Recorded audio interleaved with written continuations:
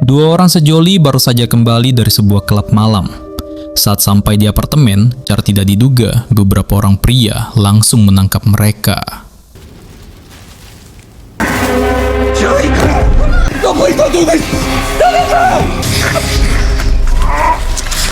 Si pria yang berhasil selamat, entah bagaimana caranya, memutuskan untuk mencari orang yang bertanggung jawab menyebabkan kekasihnya berpindah alam. Ia mencari tahu sendiri tentang kebenaran apa yang selama ini disembunyikan oleh si kekasih hatinya itu, untuk mendapatkan jawaban dari semua teka-teki yang ia alami ini.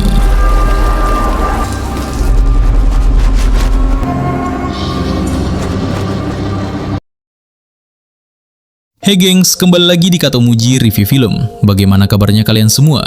Dimanapun kalian berada, Mimin mendoakan kalian baik-baik saja. Hari ini, Mimin akan menceritakan sebuah alur cerita film yang bertemakan balas dendam, cinta, serta sebuah kutukan. Film kali ini lebih bergenrekan action fantasi, jadi sudah dipastikan akan seru untuk kita kulik bareng-bareng. Dan untuk apakah film ini worth it jika ditonton di waktu senggang? Di akhir film, akan Mimin jelaskan dan berikan penilaian pribadi Mimin. So, nggak usah terlalu berlama-lama, mari kita masuk saja ke alur pembahasan filmnya. Eric, what the f***? I need your help, man.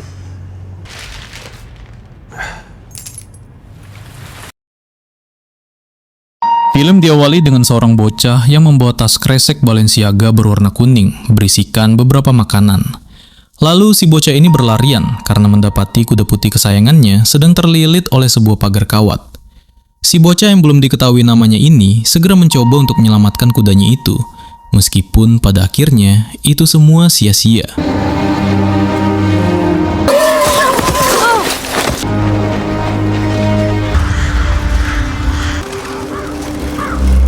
Namun sayangnya, alur cerita film kita baru saja dimulai. Seorang wanita bernama Sally mendapatkan telepon dari teman wanitanya yang bernama Zedi. Zedi malam itu meminta Sally membaca pesan darinya, bahwa seorang teman mereka bernama Dom yang memberitahukan Zedi mengenai hal penting itu. Serta Zedi juga sudah mengirimkan sebuah video kepada Sally. Video yang dimaksud adalah sebuah rekaman saat mereka tampil di sebuah acara piano, dan terjadi sebuah hal tragis di sana. Zedi juga memperingatkan jika mereka mungkin saja berada dalam keadaan berbahaya. Zedi meminta Sally agar ikut dengannya agar bisa selamat. Tapi saat Zedi sampai di kediamannya, Not safe for us here anymore. Hello, Zadie.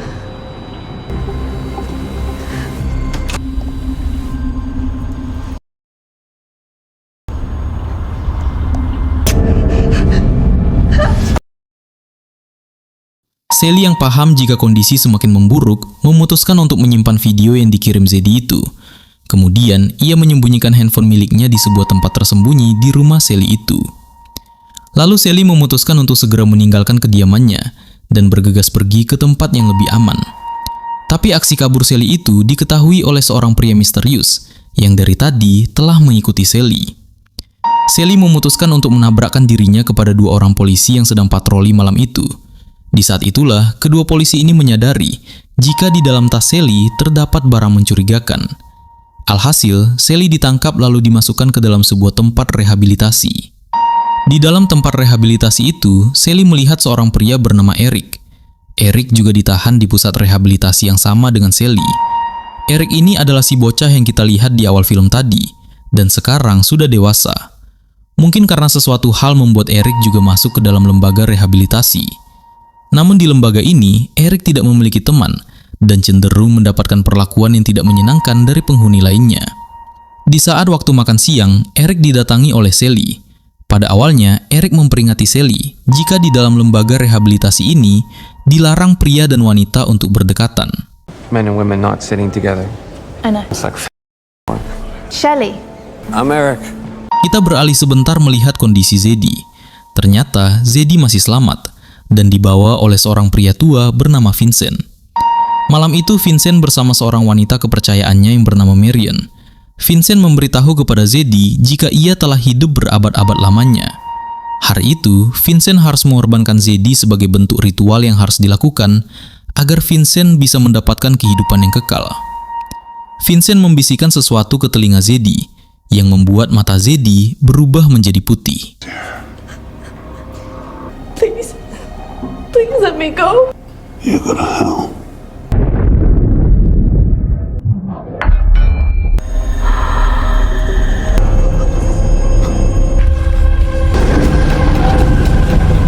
Setelah pertemuan singkat di kantin, Sally dan Eric terlihat semakin akrab. Sally mendatangi kamar Eric. Di sana ia melihat lukisan-lukisan aneh dari perwujudan emosi dari Eric. Sally juga menyadari salah satu lukisan Eric itu mempresentasikan diri Sally sendiri. Di saat mereka ngobrol lebih deep lagi, terdengar sebuah panggilan dari petugas penjaga rehabilitasi. Jika seseorang ingin bertemu dengan Sally. Sally sadar ada kejanggalan, karena tidak ada yang tahu kalau ia berada di dalam rehabilitasi ini sekarang. Sally melihat jika itu adalah Marion bersama ibu kandung Sally. Sally memberitahu kepada Eric jika akan sangat berbahaya apabila bertemu dengan mereka berdua. Eric membawa Sally untuk kabur ke tempat pencucian. Di tempat itu, Eric membantu Sally melepaskan gelang GPS kaki milik Sally, serta memberitahu rute untuk bisa kabur. Melihat tidak memungkinkan untuk Sally bisa kabur sendirian, Eric juga memutuskan untuk kabur bersama dengan Sally saat itu.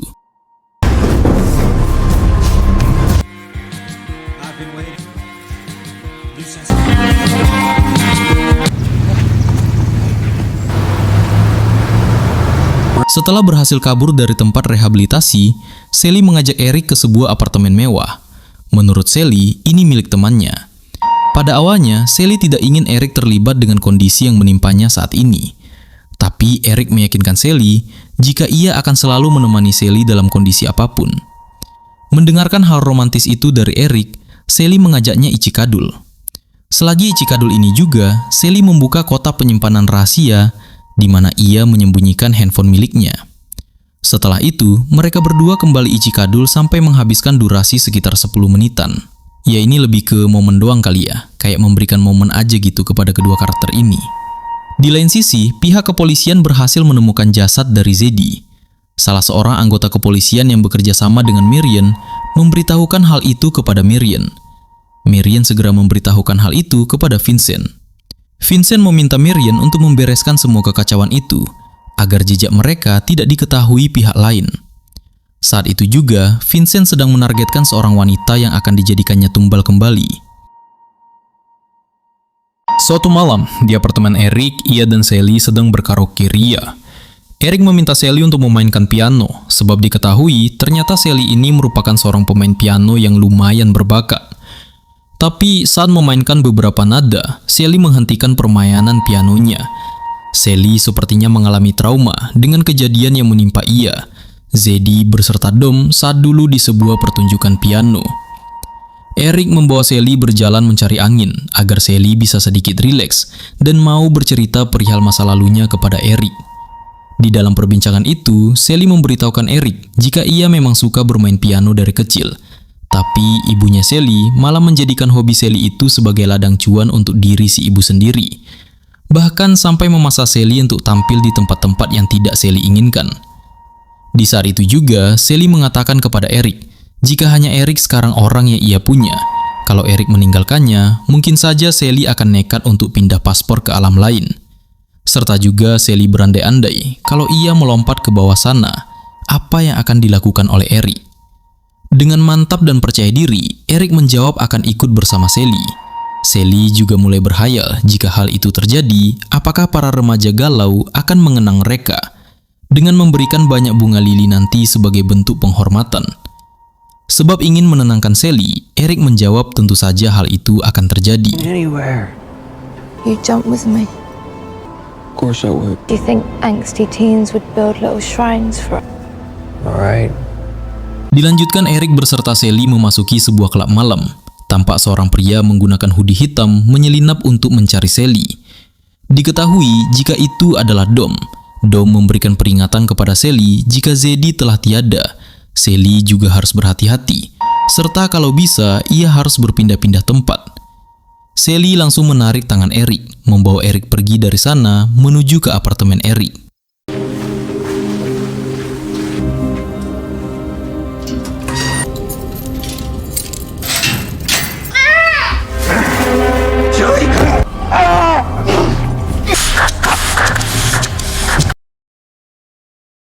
Secara tiba-tiba, Eric dan Sally tenggelam di sebuah perairan. Eric mencoba menggapai Sally tapi gagal. Dirasa nafasnya telah habis, Eric bergegas ke permukaan. Anehnya, ia berada di sebuah tempat antah berantah dengan seorang pria tua misterius di sana. Eric mencoba bertanya keberadaannya kepada si pria tua itu. Tapi si pria hanya menjawab jika tempat ini lebih baik dari sebelumnya, serta mereka tidak akan membiarkan kita berlama-lama di sini. Entah siapa mereka yang dimaksud oleh si pria tua ini. Di saat Eric mencoba mendekati si pria tua, si pria tiba-tiba saja menghilang, serta secara misterius sudah berada di belakang Eric. Dengan cekatannya, si pria tua ini menjelaskan perihal burung gagak yang membawa jiwa-jiwa orang yang telah meninggal ke tempat peristirahatan mereka, yang mana secara tidak langsung si pria tua ini mengatakan jika Eric telah meninggal. Eric mengabaikan perkataan si pria itu dan beranggapan jika semua ini hanyalah mimpi. Kemudian si pria tua itu mendorong Eric sampai terjatuh di sebuah genangan air.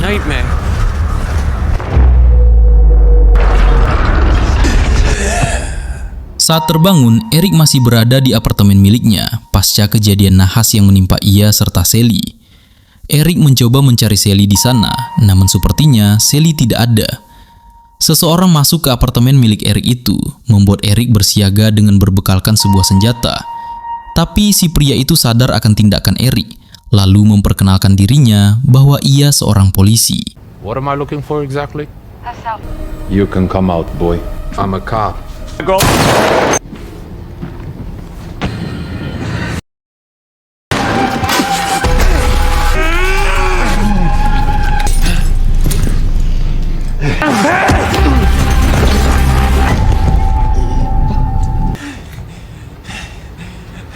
Mendadak saja, setelah berhasil mengalahkan seorang polisi yang bekerja untuk Marian tadi, tubuh Eric yang terluka sembuh dengan sendirinya. Eric segera keluar dari apartemennya, teringat perkataan si pria tua tentang burung gagak dan penebusan kesalahan Eric, membawa Eric ke sebuah ilusi, yang mana ia melihat Sally memanjat sebuah jembatan. Eric mencoba mengejar Sally. Saat Eric terjun ke dalam air, ia kembali ke tempat si pria tua misterius tadi. Di tempat itu, Eric kembali bertanya apa yang terjadi. Si pria misterius ini menjelaskan jika tempat Eric dan dia berada sekarang berada di alam arwah atau disebut afterlife. Sementara Sally sedang menuju etherlife yang lebih dalam. Si pria juga menjelaskan jika Eric ingin membawa Sally kembali, ia harus mengalahkan orang-orang yang telah mengincar Sally selama ini. Sebab orang-orang itu merupakan kelompok yang membuat perjanjian dengan iblis untuk hidup kekal dan menumbalkan kehidupan orang lain sebagai pengganti jiwa mereka. Eric juga meminta penjelasan tubuhnya sekarang yang kekal dan tidak bisa mati. Si pria menjelaskan karena itu adalah ikatan antara Eric dengan Sally. Selama Eric masih tulus mencintai Sally, maka tubuh fisik Eric akan abadi dan mendapatkan kemampuan regenerasi yang cepat. Kemudian si pria ini kembali mendorong Eric agar ia segera kembali ke dunia nyata. Kill the ones who killed you. I can't die. Your body? If your love remains pure, you can.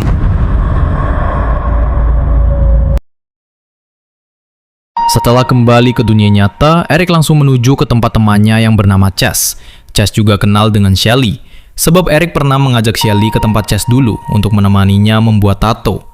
Eric datang untuk meminjam senjata milik Chess yang akan digunakan oleh Eric nanti untuk membayar dosa Vincent dan anak buahnya. Adegan berpindah ke rumah Sofia, ibu dari Sally yang baru saja memakamkan Sally. Eric ke sana untuk mencari tahu siapa orang-orang yang telah memburu Sally ini.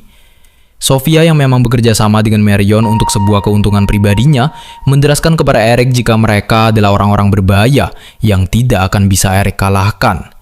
Seusai berbincang sejenak dengan Sofia, Eric kembali ke apartemen milik temannya Sally. Ia membuka tempat penyimpanan rahasia Sally, di mana Sally menyimpan handphone miliknya dulu. Di sana, Eric juga menemukan beberapa foto Sally, Zeddy, dan Dong, serta sebuah ID card milik Sally bermerekkan sebuah perusahaan bernama Rock. Eric langsung menuju ke gedung Rock itu. Di pinggir jalan, Eric mengenali seorang pria yang pernah menyerang Eric di apartemennya. Eric menghampiri si pria untuk beberapa informasi. I want names of all the people that you work. Don't Setelah menjatuhkan si pria tadi, Eric mengambil handphone milik si pria. Didapati sebuah pesan dari Marion yang telah menemukan alamat Dom. Serta tidak jauh dari parkir mobil si pria itu, Eric juga melihat Marion dengan membawa beberapa orang penjaga. Sepertinya akan menuju ke tempat Dom. Eric mengejar Marion untuk menghentikannya.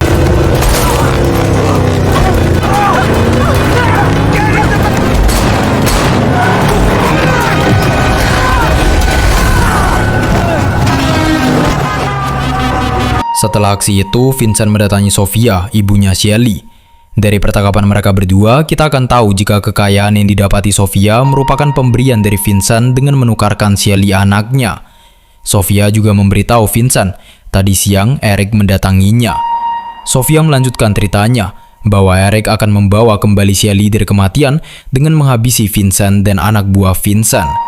Vincent sadar jika Eric mendapatkan sebuah kekuatan dari alam barzah, yang mana kekuatan itulah yang selama ini diinginkan oleh Vincent. Lalu setelah itu,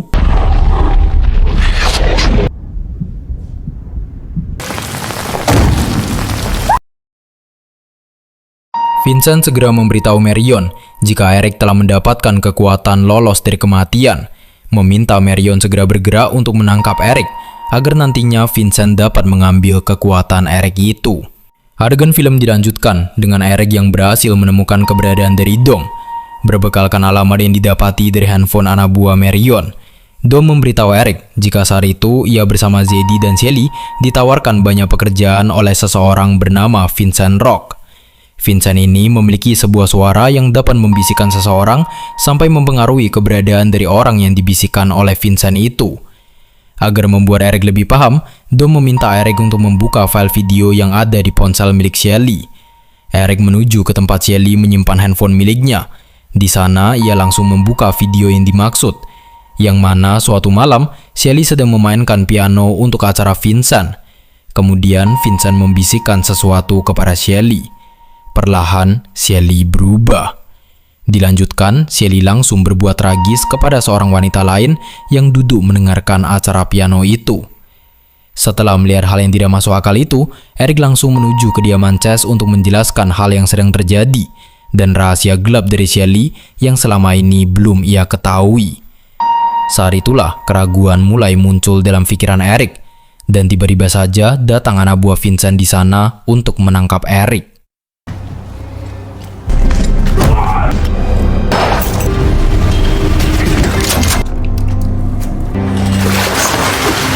Terjadi keanehan di saat Eric berhasil dijatuhkan oleh salah seorang anak buah Vincent dan Marion.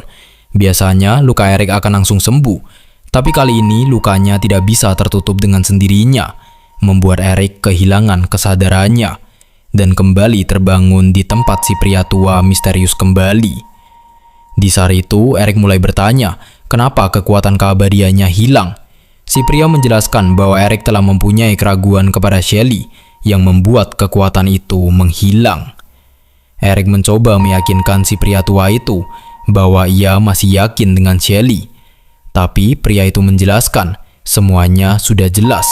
Ada seperti keraguan dari diri Eric, yang mana keraguan itu tidak hanya mengambil kemampuan abadi Eric, tapi juga tidak akan bisa membawa Shelly kembali ke dunia nyata. Shelly akan terkurung selamanya di dalam neraka. Sebab jiwanya telah diganti dengan jiwa iblis milik Vincent. Mengetahui hal itu, Eric mengambil sebuah keputusan yang berani dengan mengobarkan jiwa miliknya dan diganti dengan jiwa dari Shelly. Awalnya si pria itu menolak, sebab apabila dilakukan, Eric akan kekal di dalam dunia akhirat. Tapi tampaknya alam akhirat menyetujui kontrak itu dan membuat Eric mendapatkan kekuatan keabadiannya kembali. Tapi kali ini, kekuatan yang didapati oleh Eric tidaklah sama dengan kekuatan Eric sebelumnya, yang mana saat ini kekuatan itu dipicu oleh rasa benci serta keinginan untuk balas dendam.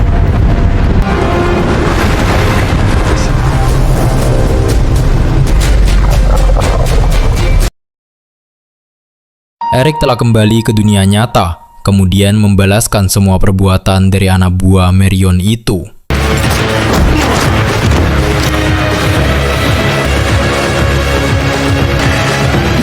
Setelah selesai, Eric mulai menambahkan riasan gotik di wajahnya dan terlihat lebih menyeramkan.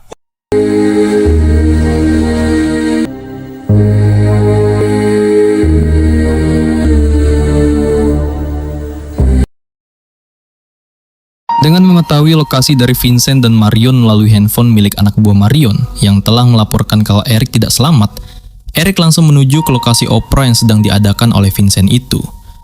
Sesampainya di sana, Eric tidak banyak kata, langsung gedebak-gedebuk semua orang di sana.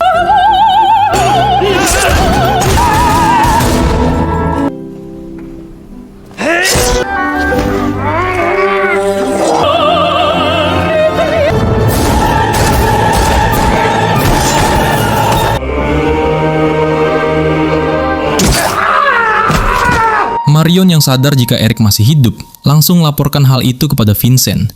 Vincent pun memutuskan untuk melarikan diri. Sementara itu, Eric masih berburu.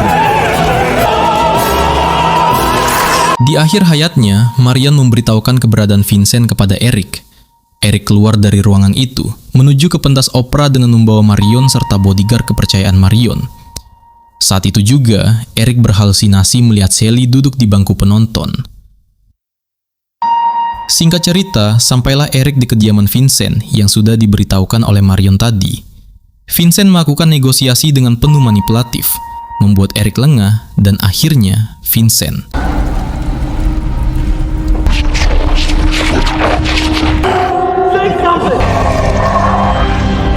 Tapi berbekalkan flashback masa-masa indah Eric dengan Sally, membuat Eric bisa membalikkan keadaan itu. Eric berhasil membawa Vincent ke alam arwah, di mana di sanalah penebusan dosa untuk Vincent terjadi. Vincent ditarik ke dalam bawah, yang mana di bawah sana merupakan neraka, membuat Vincent kekal selamanya di sana. Setelah melakukan penebusan atas jiwa dari Sally, jiwa Sally mulai terangkat ke atas. Waktu pun berputar kembali, di mana waktu kembali saat penyerangan pertama anak buah Marion kepada Sally dan Eric yang membuat Sally meninggal dahulunya. Tapi masa lalu itu telah diubah oleh Eric dengan mengorbankan jiwa Eric dan digantikan dengan kehidupan baru yang didapatkan oleh Sally. Nah gengs, di akhir film akan dijelaskan secara tersirat kalau Eric sekarang kekal di alam arwah sebab jiwanya telah rusak dan terkontaminasi dengan jiwa iblis. Mungkin sebagian dari kalian ada yang bingung, lah kok si Eric malah nyangkut di alam arwah? Jadi begini gengs, intinya Eric itu melakukan ultimate sacrifice. Di saat kekuatannya hilang karena dia sempat ragu sama Sally, Eric sadar kalau satu-satunya cara menyelamatkan jiwa Sally dari neraka Vincent adalah dengan menukarnya dengan jiwanya sendiri. Jadi meskipun Sally hidup lagi di dunia nyata, mereka nggak akan pernah bisa barengan lagi. Eric sekarang jadi penjaga abadi di afterlife, terkontaminasi jiwa iblis demi cinta. Sedih sih, tapi ya itulah harga yang harus dibayar buat nebus dosa dan kesalahan di masa lalu. Kalau kita beda aktingnya, Bill Skarsgård bener-bener dapat banget aura pria yang hancur, tapi punya dendam kesumat. Tapi jujur li, dari sudut pandang Mimin, emosional dari Sally ini agak kurang sampai ke penonton. Chemistry-nya berasa agak hambar, apalagi nggak dijelaskan detail kenapa Sally bisa langsung nyangkut dan lirik-lirikan sama Eric di awal. Tapi soal atmosfer, film ini juara.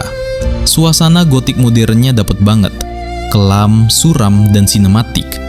Apalagi setiap kali Eric jalan di luar ruangan, terus diikuti burung gagak. Itu vibes-nya emang wow, dan kerasa banget sesuatu yang mistisnya. Film ini rilis tahun 2024, dengan genre yang lengkap. Aksi, thriller, horor, fantasi, sampai romance. Durasi hampir 2 jam atau 101 menit ini sebenarnya padat banget. Mimin pribadi sangat suka CGI, efek, dan makeup artisnya yang keren habis. Cuma ya itu tadi, ada poin yang bikin Mimin greget. Dialog Pak Tua. Penjelasannya terlalu begono begini tanpa sebab akibat yang jelas. Plot hole. Nggak dikasih tahu kenapa Eric yang jadi orang terpilih. Masa iya cuman gegara kudanya mati? Kan nggak lucu ya?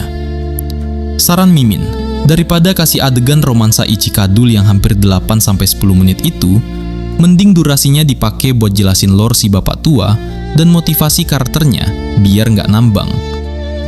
Satu hal yang bisa kita petik dari film ini adalah Cinta yang tulus itu bukan tentang memiliki, tapi tentang seberapa besar kita berani berkorban agar orang yang kita cintai tetap bersinar, meski kita harus mendekam di kegelapan. Senada dengan kutipan ikonik dari filmnya, "If the people we love are stolen from us, the way to have them live on is to never stop loving them." Gimana menurut kalian film The Crow 2024 ini? Apakah worth it dengan segala aksi dan pengorbanannya? Tulis pendapat kalian di kolom komentar ya. Jangan lupa like, share, dan subscribe channel Katomuji, biar Mimin makin semangat bahas film-film underrated lainnya. Segitu saja untuk pembahasan film kali ini. Sampai jumpa di alur cerita film selanjutnya di channel Katomuji. Adios, bye! Tapi bentar dulu deh.